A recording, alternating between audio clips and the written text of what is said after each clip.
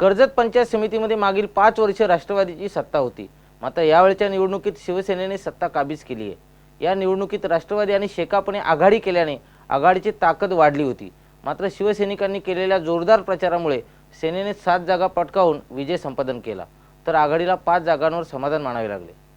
कर्जतमध्ये पंचायत समिती गणात राष्ट्रवादी शेकाप आघाडी असल्याने आघाडीची ताकद वाढली होती, मात्र एकंदरीत वातावरण पाहता सेनाच सत्तेत येईल असा अंदाज वर्तवण्यात आला होता।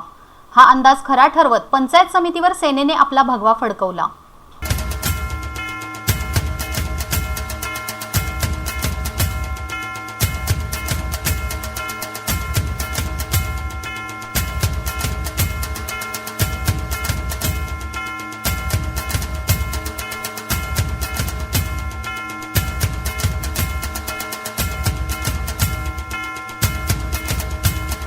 कर्जत पंचायत समितीमध्ये पोशीर गणातून शिवसेनेचे राहुल विशे 4042 मतांनी विजयी झाले। कळंब गणातून आघाडीच्या कविता ऐनकर यांना 3693 मते मिळाली।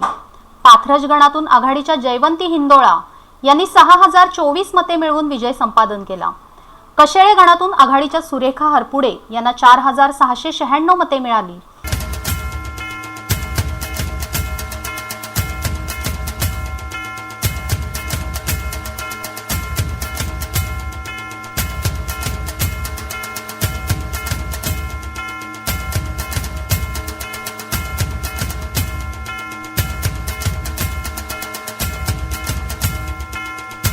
तर दहिवली गणातून शिवसेनेचे अमर मिसाळ 4496 मते मिळवून विजयी झाले। उमरोली गणातून सेनेचे प्रदीप ठाकरे 3922 मतांनी विजयी झाले। नेरळ गणातून सेनेच्या सुजाता मनवे 3338, तर शेलू गणातून आघाडीचे नरेश मसणे 2981 मतांनी विजयी झाले।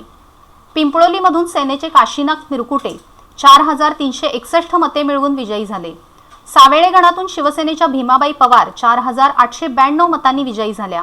वेणगाव गणातून सेनेच्या सुषमा ठाकरे 4177 मतांनी विजयी झाल्या, तर बीड बुद्रुक गणातून आघाडीचे रवींद्र देशमुख 4731 मते मिळवून विजयी झाले।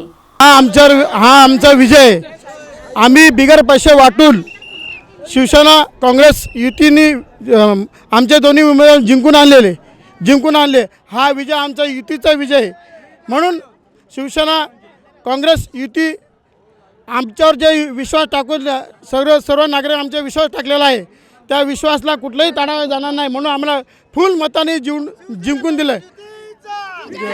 बस ब्युरो रिपोर्ट, संवाद मराठी।